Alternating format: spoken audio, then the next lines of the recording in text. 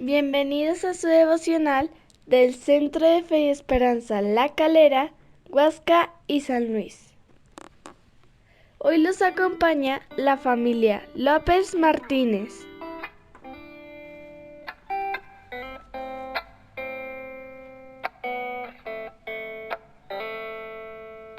Eres la razón, eres el aire que respiro al despertarme, el latido de mi corazón. Tengo mil razones para amarte, todo lo que tú entregaste da sentido a todo lo que soy. Y vida encontré en tu amor. Vida encontré en tu amor.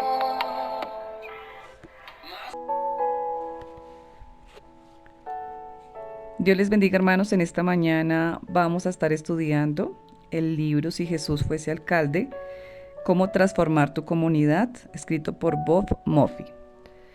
En este capítulo, que es el capítulo 3, de la página 39 a la 54, vamos a estar estudiando la transformación cultural y la iglesia en la historia.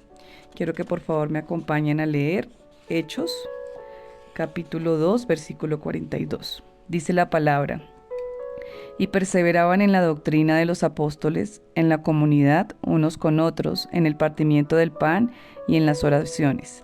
Y sobrevino temor a toda persona, y muchas maravillas y señales eran hechas por los apóstoles. Todos los que habían creído estaban juntos y tenían en común todas las cosas.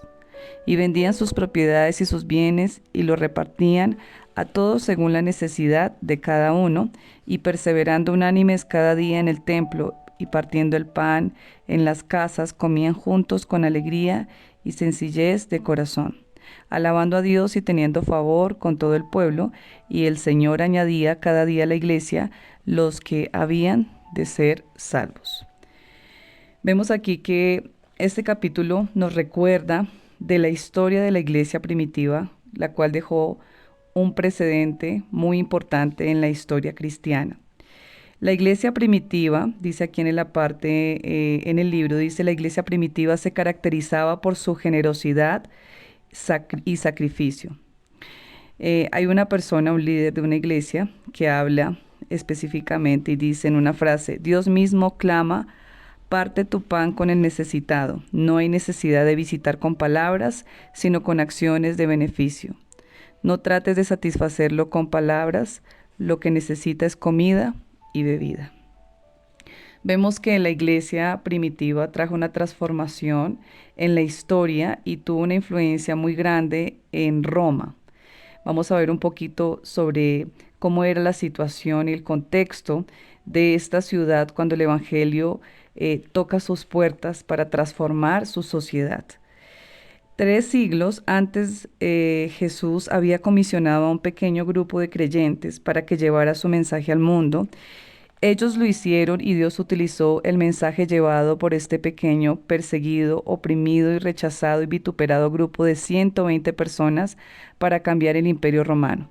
De hecho, esta ha sido llamada la transformación social más grande en las culturas occidentales en los últimos 2 milenios.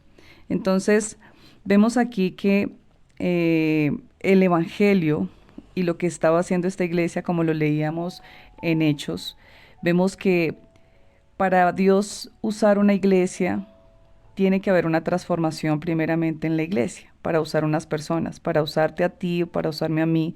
Tiene que haber una transformación en el corazón, porque hemos escuchado esta frase: ¿cómo podemos dar algo que no tenemos? Entonces, realmente esta iglesia, que fue esparcida por muchos lugares del mundo a través de una persecución, llevaba un propósito importante, y era poder llevar el amor del Señor a través de acciones y a través de la palabra, que es una autoridad para nosotros, para el cristiano, en la cual nos da pautas y nos enseña cómo transformar nuestra vida frente a la manera como nosotros vivíamos anteriormente. Entonces vemos que aquí esta iglesia perseveraba, pero no solamente perseveraba, sino que estaba unida. Y era tanta la unidad que esta iglesia compartían sus bienes de una manera ilimitada, porque muchas veces nosotros compartimos, pero compartimos muchas veces de lo que nos sobra, ¿sí? O compartimos quizás algo que podemos dar, pero no como esta iglesia lo hacía. Obviamente el contexto es un poco diferente, pero nos damos cuenta que Dios estaba llevando en este tiempo a esta iglesia que hiciera este trabajo de esta manera. Entonces, quiero enumerar varias cosas que hicieron los cristianos y que el Señor sigue haciendo a través de la historia, que son puntos bien importantes, son 7 puntos. Dice, los cristianos tienen un Dios que ama a aquellos que lo aman a Él.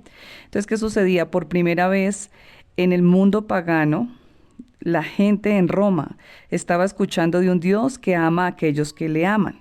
Pues este era un lugar donde habían diferentes dioses romanos y los dioses paganos tenían sus propias agendas. Ellos pasaban la mayor parte de su tiempo peleando unos con otros y compitiendo por dominio. Eran seres humanos que se adoraban en ese lugar y no solamente era uno, sino varios, y se veía el egoísmo. Entonces aquí estamos viendo que Dios ama a los que le aman. Número 2, el Dios de los cristianos enseña a aquellos que lo aman y que amen a todas las personas. Aquí vemos el mandamiento, segundo mandamiento más importante, donde el Señor nos dice la importancia de amar a nuestro prójimo como a nosotros mismos. El Señor está hablando de una primera actitud que es amarnos a nosotros mismos, porque está diciendo que debemos amar así como nosotros ya nos hemos amado. Entonces es importante nosotros entender que debe haber un trabajo de parte de cada uno de nosotros para poder dar de lo que el Señor quiere que nosotros demos a los demás. Número 3, el cristiano tiene una cultura libre de diferentes étnicas y de clases. Acá era impactante ver en los romanos cómo muchas iglesias se llenaban y allí estaban sus amos y sus esclavos y en ese lugar se trataban como hermanos, pero cuando salían, cada uno tomaba su rol respecto al trabajo, a lo que le correspondía. Entonces vemos que allí no había ni clases sociales, no había color, ni raza, ni nada de esto que generara conflictos, sino al contrario, lo que teníamos que entender era que éramos uno en Dios. Entonces es poder nosotros entender esto. Y dice el número 4, el Dios de los cristianos es un Dios de misericordia, el cual demanda misericordia. Los cristianos creían que era un Dios misericordioso y este Dios misericordioso requería que aquellos que lo seguían también practicasen la misericordia con los demás. El imitar a Dios, el poder ser igual a Él. Número 5, en el cristianismo, los hombres han de amar a sus esposas como a sí mismos. Allí en este contexto había algo bien fuerte y era que los romanos realmente no entendían esa perspectiva cristiana porque para ellos, la mujer o sus hijos eran como un mueble, como una propiedad más. Pero aquí la palabra nos está diciendo que debe amar, ¿sí? Y la palabra nos estaba enseñando a nosotros, la palabra que ya tenemos nosotros nos enseña que aún se debe amar a la pareja, a su esposa, hasta morir por ella, como lo hizo el Señor Jesucristo. Entonces, esto era algo que en cierta manera impactaba a los romanos y el poder entender esto, en cierta manera les generaba en ellos conflicto, pero Dios en su misericordia le mostraba la verdad de su palabra. Número 6, los cristianos rechazaban la práctica romana del aborto y del infanticidio. Entonces, aquí vemos que no solamente el aborto ha sido algo que ha golpeado la sociedad en este tiempo, sino que esto viene practicándose desde hace mucho tiempo y la iglesia como tal, los cristianos, rechazamos este tipo de actos en contra de los inocentes. Dice que estos eran unas prácticas comunes en Roma.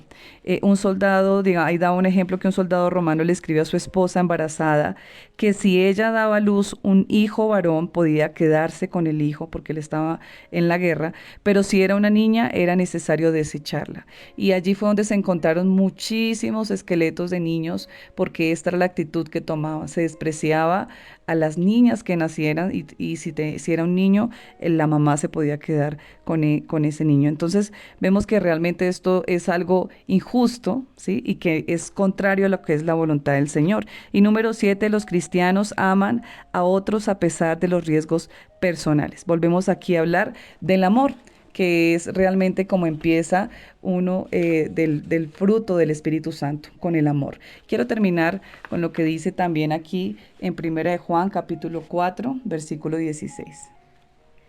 Y nosotros hemos conocido y creído el amor que Dios tiene para con nosotros. Dios es amor, y el que permanece en amor permanece en Dios, y Dios en él. Vemos que el amor es el vínculo perfecto, es la relación más linda y poderosa que podemos tener con Dios y con las demás personas. Al amar, impactamos de forma especial a los que nos rodean, pues el amor transforma vidas. Cuando amamos, imitamos a Dios. Esta es la invitación en esta mañana, que recordemos y estudiemos lo que hizo la iglesia primitiva, mostrando su amor para transformar naciones en ese tiempo. Oremos en esta mañana. Padre, entregamos nuestras vidas delante de ti, nuestro corazón, Señor, y creemos en la obra maravillosa que tú haces, Señor, en cada familia, en cada hogar. Padre, que el amor, Señor, que tú enseñas en tu palabra, Señor, que es el vínculo perfecto, sea, Señor, formado en nuestros corazones, Padre, y este amor sea fortalecido cada día, Padre. Ayúdanos a amar, Señor, sin esperar nada a cambio, Señor. Ayúdanos a amar como tú nos amas a nosotros. Colocamos, Señor, cada familia, Señor, que nos escucha en esta mañana y colocamos, Señor, sus vidas delante de ti. Que tu presencia, Señor, en este día sea llenándolos de tu paz y de tu amor. En el nombre de Jesús. Amén.